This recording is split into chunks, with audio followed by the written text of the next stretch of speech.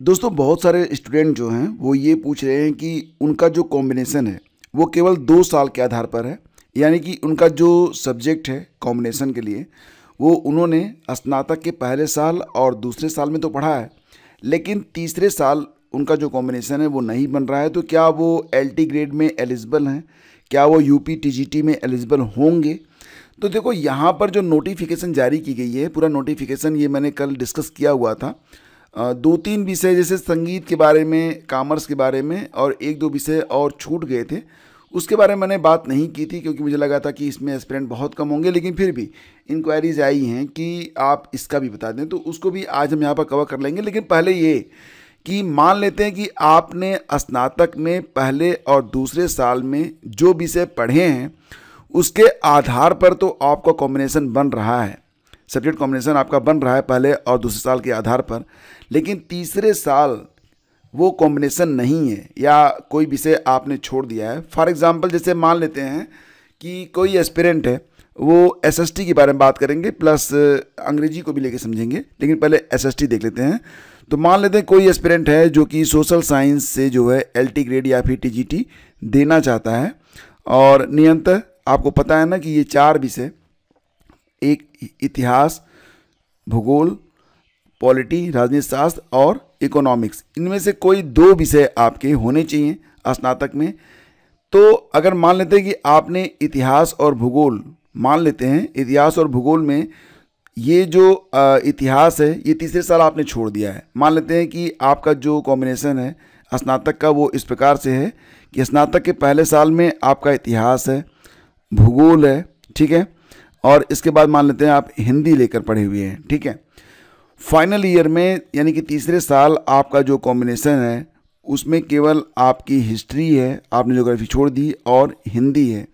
अब आपका कॉम्बिनेशन है या नहीं है? क्योंकि दूसरे साल आपका इतिहास और भूगोल रहा है तो बिल्कुल आप योग्य माने जाएंगे।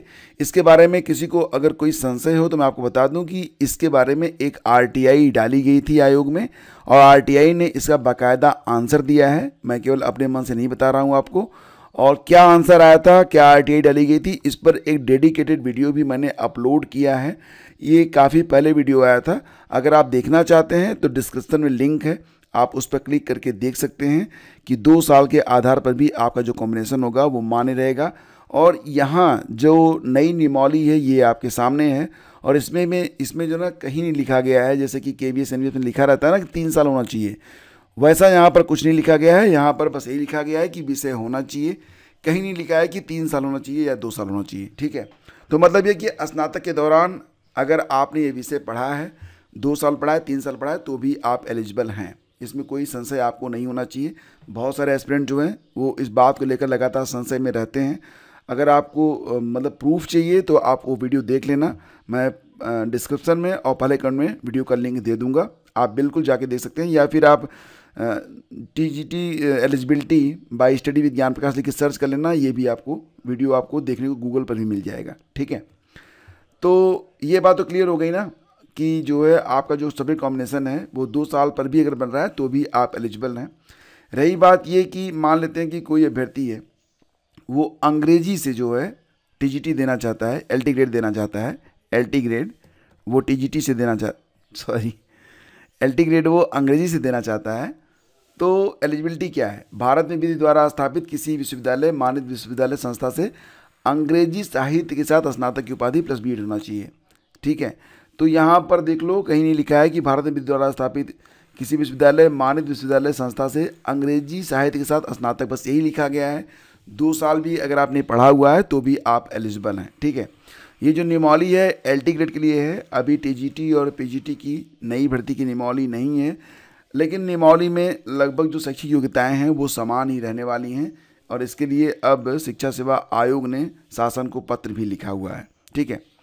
और रही बात ये कि जो लोग संगीत विषय के साथ देना चाहते हैं, मैंने कल संगीत के बारे में बात नहीं की थी, तो संगीत में एलिजिबिलिटी क्या रहेगी, तो 14वां क्रम आप देखिए, संगीत में क्या एलिजिबिलिटी रहने वाली है।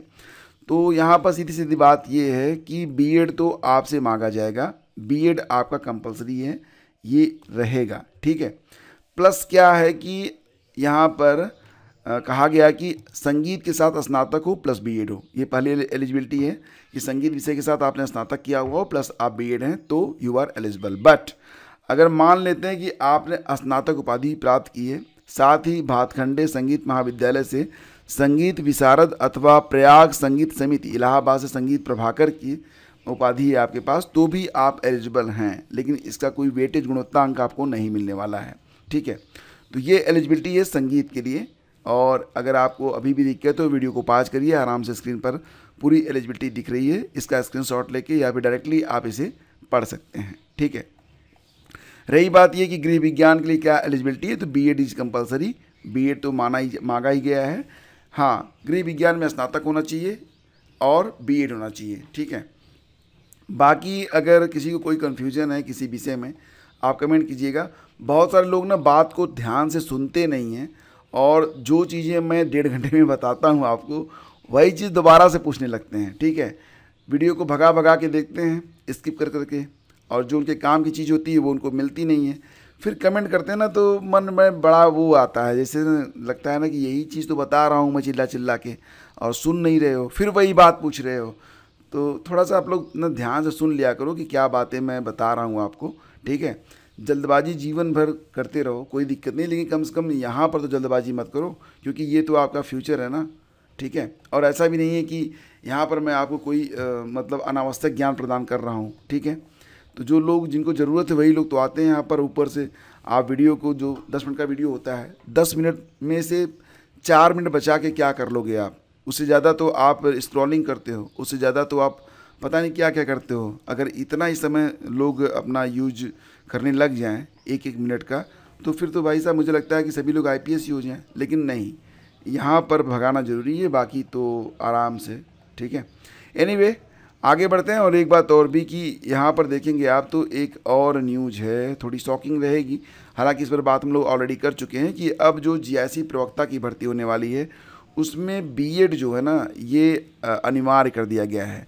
तो जीआईसी प्रवक्ता के बारे में यहाँ पर बात हो रही है, जीआईसी लेक्चरर। तो यहाँ पर जो एलिजिबिलिटी है उसमें बीएड कंपलसरी है, प्लस आपका जो है मतलब पीजी प्लस बीएड होना चाहिए, पीजी प्लस बीएड आपका होना चाहिए। ठीक है, पीजी में कोई भी मिनिमम ये नहीं है कि आपका कितने % होना चाहिए, पीजी आपका बस होना चाहिए। इसमें 33% भी आप है तब भी आप जीआईसी लेक्चर का फॉर्म भर सकते हैं, लेकिन बीएड कंपलसरी है। पहले बीएड वेटेज के रूप में होता था, अब ऐसा कुछ नहीं है, पीजी प्लस बीएड है। पीजी में कोई भी % हो, मतलब आप बस पास हो तो भी आप आवेदन कर सकते हैं। हालांकि बहुत सारे एस्पिरेंट ऐसे हैं जो तैयारी कर रहे थे, लेकिन अब बीएड की वजह से वो बाहर हो जाएंगे और बीएड करने में उन्हें 2 साल का समय तो लगने वाला है। इसके बावजूद कुछ विषय हैं जहां पर अभी भी, देखो मैं जीआईसी प्रवक्ता के बारे में बात कर रहा हूं, ध्यान से सुनना, ऐसा नहीं कि टीजीटी और एलटी के परिप्रेक्ष्य में इसको आप मान लेना। क्लियर कट बात यह है कि जो लोग गृह विज्ञान, वाणिज्य, सैन्य विज्ञान, कला और सिलाई के साथ जीआईसी प्रवक्ता देना चाहते हैं, कौन सा देना चाहते हैं? जीआईसी प्रवक्ता। किसमें? गृह विज्ञान, वाणिज्य, सैन्य विज्ञान, कला और सिलाई महिला शाखा। तो इनके लिए जो है ना वो बीएड कंपलसरी नहीं है। ठीक है, ध्यान रखना।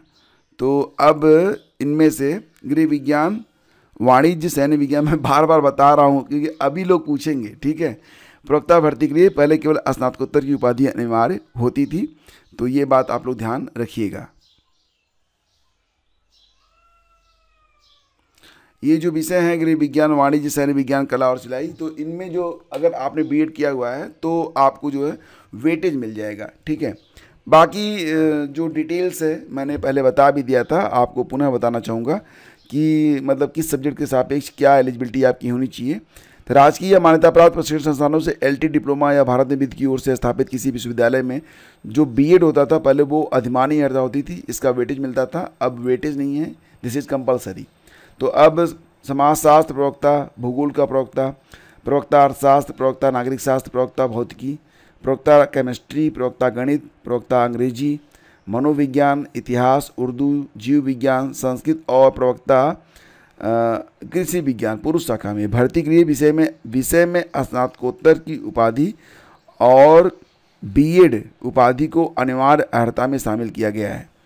प्रवक्ता हिंदी के लिए हिंदी विषय में स्नातकोत्तर होना चाहिए, एक विषय के रूप में संस्कृत के साथ कला में स्नातक होना चाहिए और बीएड की डिग्री अनिवार्य अर्हता होगी। मतलब अगर आप प्रवक्ता बनना चाहते हैं हिंदी के लिए तो पीजी होना चाहिए हिंदी में, लेकिन स्नातक में आपका संस्कृत एक विषय होना चाहिए। ठीक है, बाकी एलिजिबिलिटी यहाँ पर दे दी गई है, आप देख लीजिएगा। अगर किसी को कोई कन्फ्यूज़न है तो बिल्कुल वो पूछ सकते हैं, हम उनको जवाब भी देंगे आपको।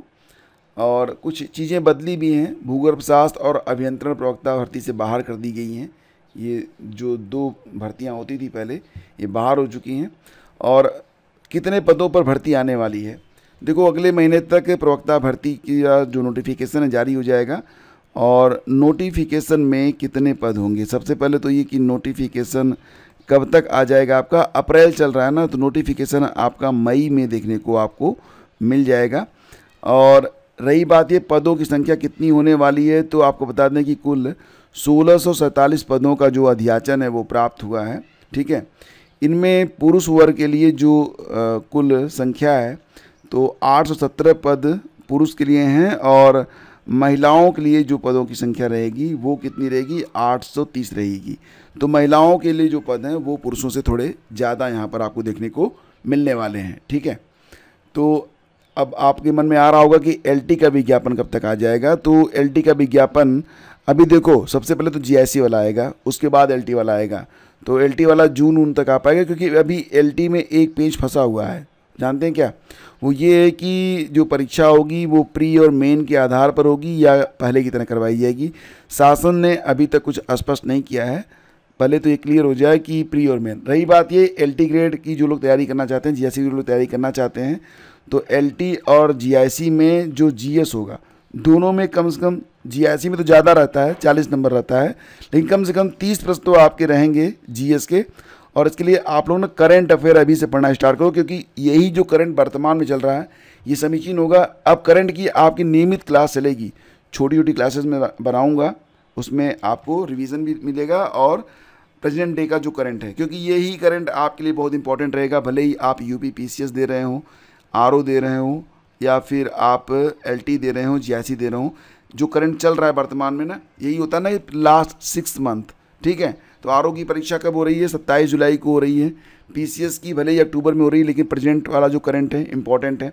अब ये भी जो परीक्षा है ये जाएगी तो सितंबर अक्टूबर नवंबर में ही जाएगी, लेकिन फिर भी जो करंट चल रहा है ये इंपॉर्टेंट है। तो डे बाय डे हम देखेंगे, 10-10 मिनट देखेंगे, ताकि करंट बोझ ना बने। ठीक है, और आप लोगों से यही अनुरोध है और सलाह भी है कि आप लोग ना किसी काम को बोझ मत बनाया करें, रेगुलर चलें हमारे साथ, या फिर आप जिसके भी साथ चलना चाहते हैं लेकिन रेगुलर चलें, ये आप लोगों को मैं सलाह देना चाहूँगा। बाकी ये जो भर्ती आ रही है कुल सचिव वाली, अब इसमें क्या होता था अभी तक कि कुल सचिव बनने के लिए 50% क्या होते थे, जो उप कुल सचिव होते थे वो प्रमोट होते थे, 50% भर्ती जो है सीधी भर्ती होती थी। अब ये नियमावली यहाँ पर बदल दी गई है, 75% जो है प्रमोटेड जाएंगे, 25% की जो भर्ती होगी वो सीधी भर्ती अब की जाएगी। ये नियमावली में बदलाव होने जा रहा है, यानी कि अब जो रजिस्ट्रार बनेंगे, कुल सचिव बनेंगे, तो उप कुल सचिव जो हैं वो रजिस्ट्रार बनेंगे। 75% पद ऐसे ही भरे जाएंगे, बाकी 25% जो है सीधी भर्ती से होगा। सीधी भर्ती की जो परीक्षा होगी यूपीपीएससी करवाएगा। ये चेंजेज होने वाले हैं। ठीक है, इसके बाद एक खबर और भी है, मोबाइल से दूरी।